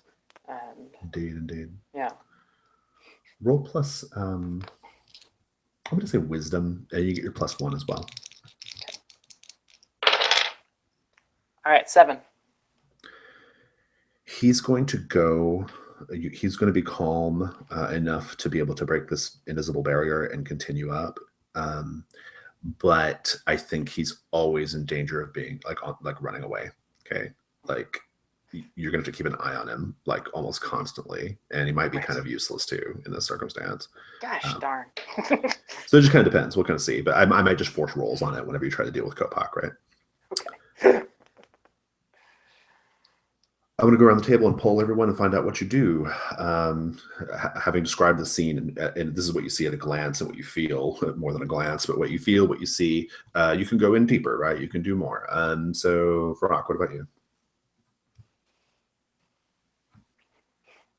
Very well. I can't speak. I was praying, so you couldn't hear me.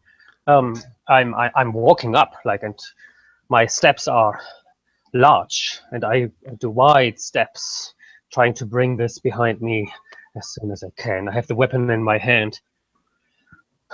Try not to look behind me because it could be seen by my companions as a sign of fear, which I have, but I don't want to show. Indeed, indeed. Where are you going? Are you going up to the cabin?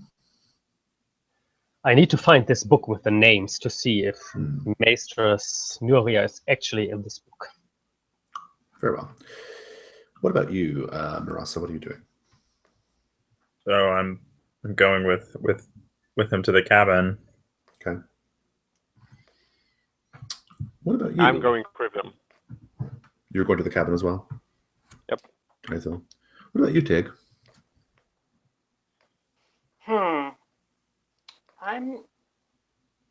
I'm going to. So everyone's going to the cabin at this point. Okay. Sounds like it. You can do something else, but yeah. I'm going to kind of slowly kind of go I'm gonna trail behind, and I just kind of want to make sure I want to see, there's no movement, there's no noise, there's no anything, but I'm wondering if there is anything at all that I can sense as far as danger is concerned. Roll plus wisdom. All right, 10. 10. You can ask me any 2 questions you want. I suppose I'm gonna just go off of the discern realities questions. Yeah, it would probably work fine. What should I be on the lookout for? You notice as you are, no one else noticed it, but you notice that there was some kind of struggle here fairly recently. You see what appears to be a as you're walking up, there are these crudely rendered headstones, right? And there appears to be like a satchel or a backpack or something, right? That looks like it got kind of torn, and there are a few things that kind of spilled out, like kind of half buried in the snow. This stuff hasn't rotted away. I mean, I guess it would be fairly well preserved up here, but it all looks fairly recent, right? Like there was some kind of, it's not snowed over, right? There's some kind of struggle, some kind of something took place here. And what here is useful or valuable to me? Following up on that or something else? Something else or following up on that. I'll do following up on that. Tell me how you find it, but off to the side, somewhere kind of off to the side, a little ways away from this little area of tombstones, just in a bit of a clear field of snow, you find a half-buried body in the snow, facing upward. Does it seem to have and it's related to this struggle, so it's recently buried. Yeah. Okay. Hello, fellows, friends, compatriots. I found something of interest. What is it? And so we turn and do we see this body kind of laying there as well? If you go over to where she's at, yeah, for sure. I think I like run over her to check who this body is. It's Joff. It's your brother. And I just kind of slink to my knees and just like pound the ground. And I'm just like, damn it.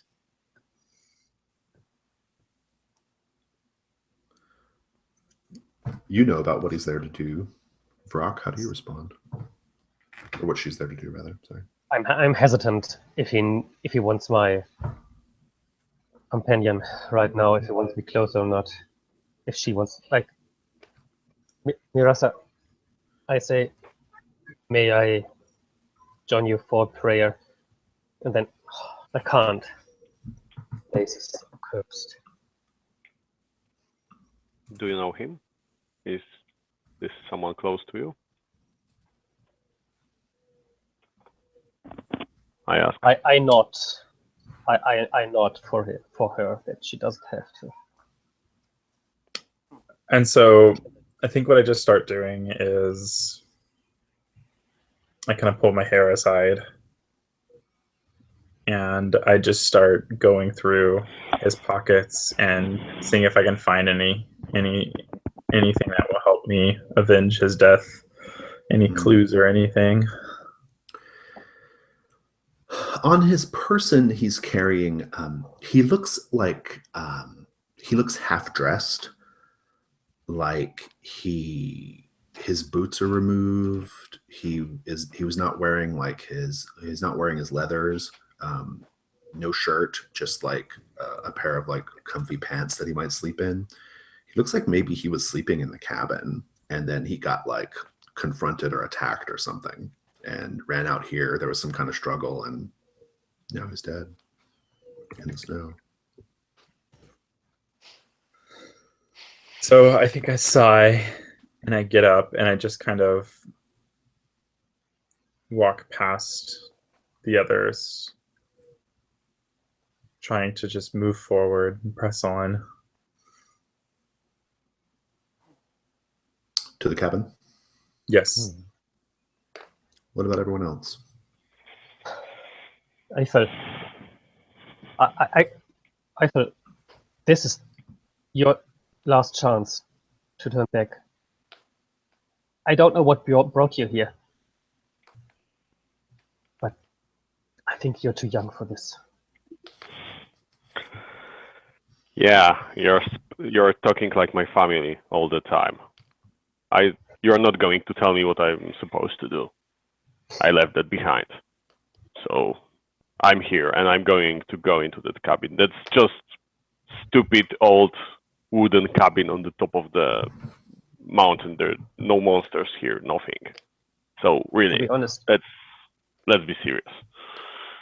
I'm sorry. I'm sorry to say, but I think you're not ready. When I saw you looking at the corpse, I knew it. You are so shocked. You're not ready to go to that cabin. I tell you, you will go down this hill immediately.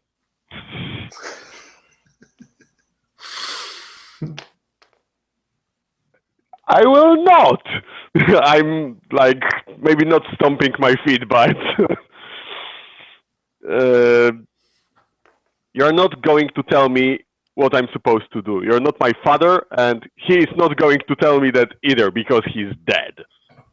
And my uncle is not my father. So take your big god and get off me. I'm going to look at the corpse. I'm just ignoring Vrak, and I'm going to try to understand what killed him. Is there any signs of like wounds or whatever? Roll plus wisdom.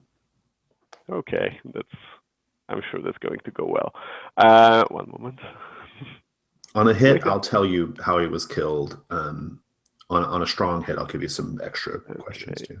Do I have any? No, I don't. Okay, I'm just checking any abilities. So that's bear to the. Oh yeah, and that's two. Let's hold that for a minute. Tig, what are you up to? I'm following Marasa. Marasa, are you heading to the cabin? Yeah, I Yeah. am. And I'm with her, and I'm like, we must be careful when entering this cabin because it seems as if perhaps the perpetrator may still be here. Let us enter carefully with our weapons drawn. And so I draw out my sword. Yeah. And I think I'm gonna go up to the cabin and how many, like, is there just the one door?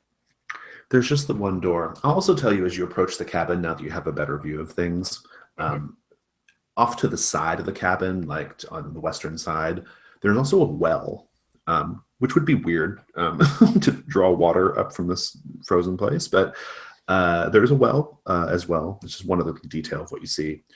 But yeah, there's just a single front door. Do you go around the back? There might be a back door too.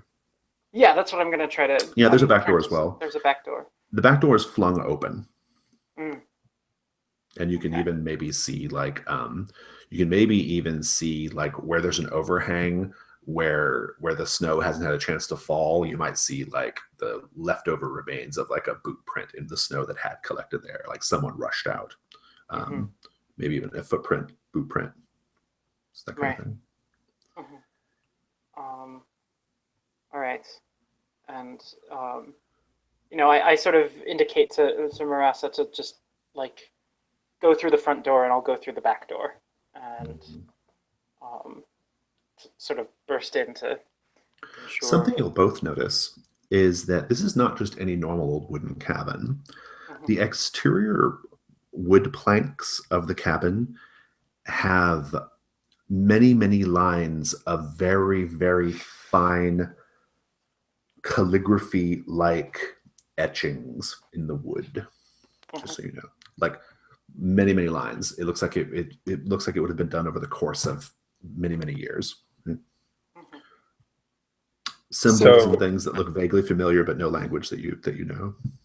So, Tig, are you trying to hit my flag by telling me to go in the front through the door that's closed? Yeah. Okay.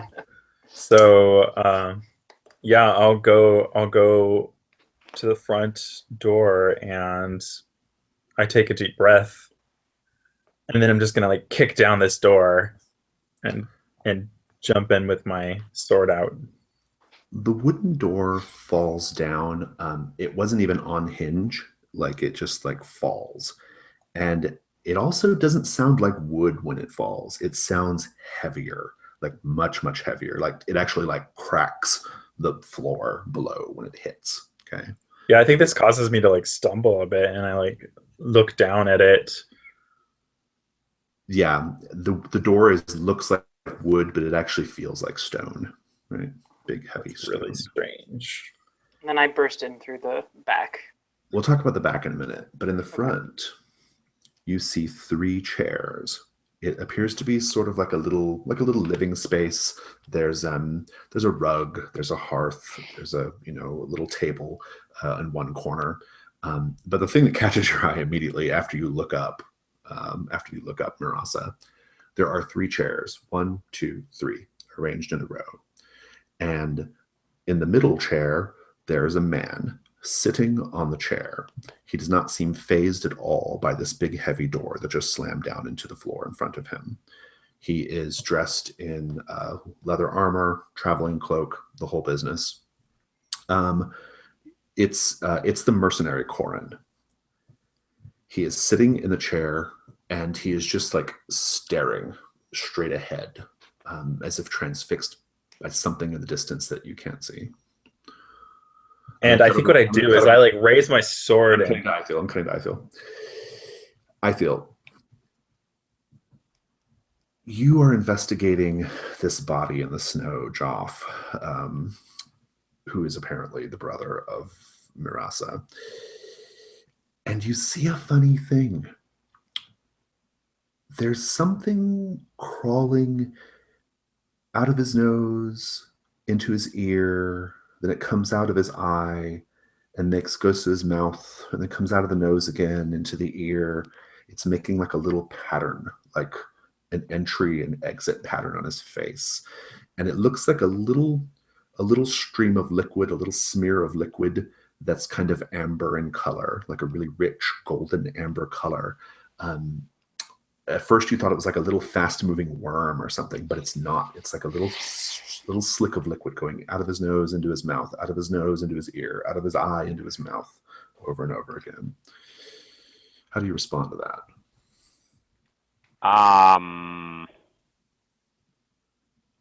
Okay.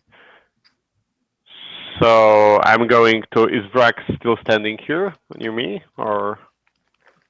Okay. Yes, I am still distracted by my failure, but I'm still around. Okay. So I'm thinking I'm going to try to touch that. Most and see what it is. Maybe not. Well, I have gloves, so I'm just trying to take a bit of that, interrupt this movement. It's very, very like it's not viscous. Like it has like, you know, it's very like it moves very quickly over your glove or whatever. Like there's no friction, right?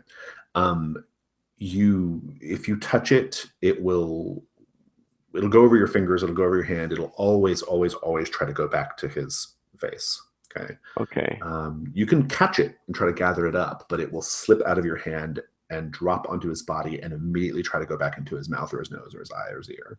Okay. It's like it has a place it wants to be, and it's trying to find it, and it knows it's in his head. Tig, can you take a look at this? Tig's smashing in Tig's going in the back door of the cabin. I think it's just you and Brock right now. Okay. Anyway, I think I'm going to call for her. I'm not aware of what they are doing, so. Indeed, yeah, fair enough. Tig, as you're going in the back, you do hear Marasa calling to you. I'll let you decide how you want to respond. I feel, sorry, yeah.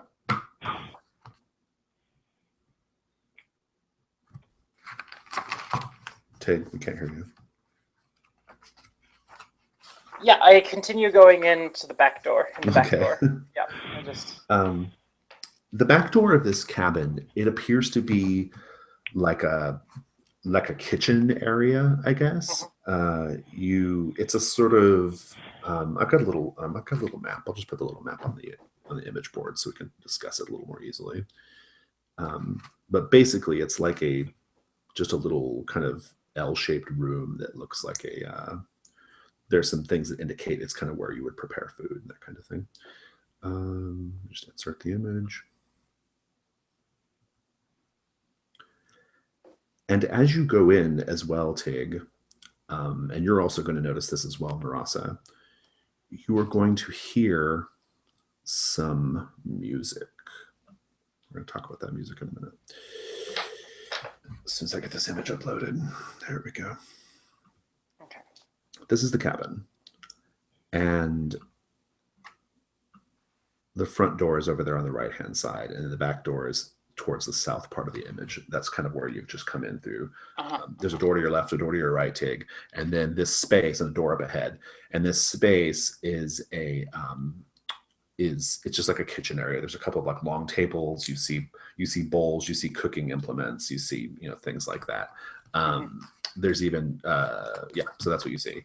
Let me check these notes real quick to make sure there's nothing else that you need to be aware of as soon as you walk in.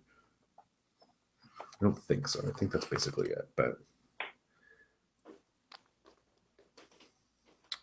there's also like a little window on the north side. You see that little like marking there, like to the left of the door. Right. That's just like a hole in the wall. Like you can, as you go in, you can see Marasa on the other side, like having just knocked the door down. You can see those 3 chairs and the guy sitting on the chair, right? And both of you hear it's like harpsichord music. This is something that you might be aware of. You've heard this instrument before because of your place in society, right, Marasa? But you hear this, like it's playing this jaunty little tune, like a little bum bum bum bum bum bum bum bum bum bum bum bum bum bum bum bum bum bum. You could not hear it at all outside of the cabin, but as soon as you go in, you hear it. It's like all you hear. Bum, bum, bum, bum, bum, bum, bum, bum, bum, bum. Disgusting music, and I rush to the door to meet Mirasa and the other. Well, so Marasa, what do? You said you saw Yeah, Corin I just sitting pull there. out my sword and I'm about to just push it right into his chest, but I like hesitate because like he's not moving. He's not responding to you at all. And yeah, like I tap him with my sword and I'm like, get up. He looks up at you, and before your eyes, you see his smooth skin go slack. You see his dark beard go gray. His body, tall and strong, begins to hunch over. He looks like he's shrinking in his armor from age, but he never stops gazing at this invisible point in front of him. And he's rapidly aging before your eyes. What do you do? I'm in a bit of a dilemma for me because I'm not sure. I kind of want to be the one who gives him death because it would be vengeance, but at the same time, it almost feels like that would be the merciful thing to do, would be to take his life now rather than let him suffer through whatever this curse is. And he sits up a little straighter, and his hair begins to get darker, and his skin gets tighter, and he fills out his armor again, as if he's aged in reverse instantly before your eyes. Again, never breaking his gaze from this distance. And he's just completely like 1,000-yard stare. He's not reacting to you at all. Yeah, I think seeing that there's something strange going on here, I think what I do is I cut his arm to see what happens. It bleeds. And then I call over to Tig. I'm like, Tig, do you know this magic?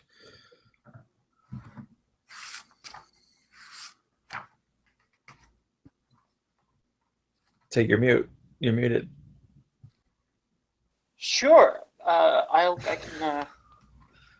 Can I roll for it? Or maybe we're nearing the end of the session. Yeah. Okay. You cut him, and we can follow up on it, but I want to cut away from that for just a real brief minute, find out if there's anything else Rock wants to do. I feel you're calling out for Tig and she's not responding. Rock, what are you doing? Eiffel, what have you discovered? Look at this. I'm pointing to that strange substance that is moving on the face of the man. It looks like he's covered in something strange. I don't know. Maybe it's some kind of animal or liquid. I hope Dick may be able to make something of it. Let me see what I can do at such a place where I not even can call the name of. See my lips moving again and nothing comes out. Hmm. And so I'm looking like if my sacred powers can still go through my arms. Maybe they are stored in my body because of my faithfulness. Maybe there's still something inside of me, even here, if I don't have direction to the gods. And I look like if there's turn on that, or maybe healing even works better here. Because this something which can kill, or which is killing. Try to use my special ability here. I'm going to cut back to the cabin. Back at the cabin, you cut him, right? You cut Corin, he's bleeding. Yeah. No response. Tig, what do you do? This is very strange. There's music. Do you know anything? So he's still sitting in the chair, right? bum, bum, bum, bum, bum, bum, bum, bum. He is. Yeah. So I'm just going to like maybe follow his gaze, I guess. What is he looking at? You follow his gaze, and you look out. He would have been just staring at the door, but now he's staring out into the snow, into the headstones. You see the silhouettes of your companions with the body. They're hunkered down over it. You can't make any sense of what he's looking at. Marasa, while Tig is doing that, Corin has actually broken his gaze and is staring you right in the eyes, making very, very strong eye contact with you. And then he screams, "You are a gift to the nothing! The nothing!" And that's where we'll end it. Okay. Okay. So that was session 1. I'm pretty happy with how it went. Yeah.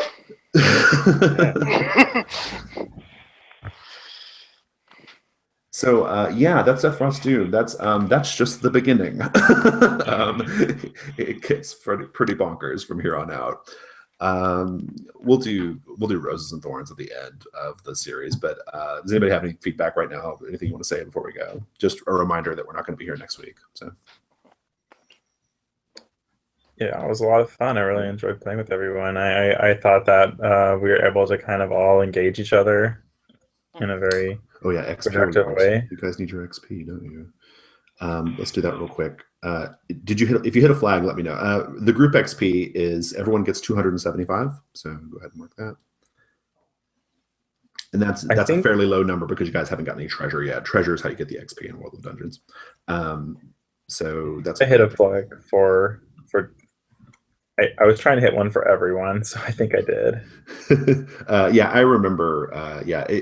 I didn't hit Ithiel's flags. As long as you hit just call one out that you're pretty sure you hit. I am pretty sure I challenged Vrak's leadership. Yeah. And I'm pretty sure that I made fun of Tig's wild savage nature. Okay, awesome. You can take an extra 100 experience points. Anybody else hit a flag? Yeah, I hit Marasa's flag. So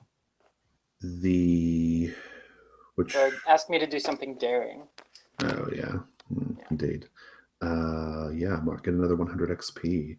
What about you, Ithel? Did you hit one? I would say that I don't know if that counts, but I think that a last outburst at the Vrak could count as challenging his leadership, comparing him to my family and all that. Yeah, I remember that from the beginning. Yeah, I'm cool with that, so long as Vrak is. So take the effect was devastating. Yeah. So you get another 100. And what about you, Vrak? Did you hit one?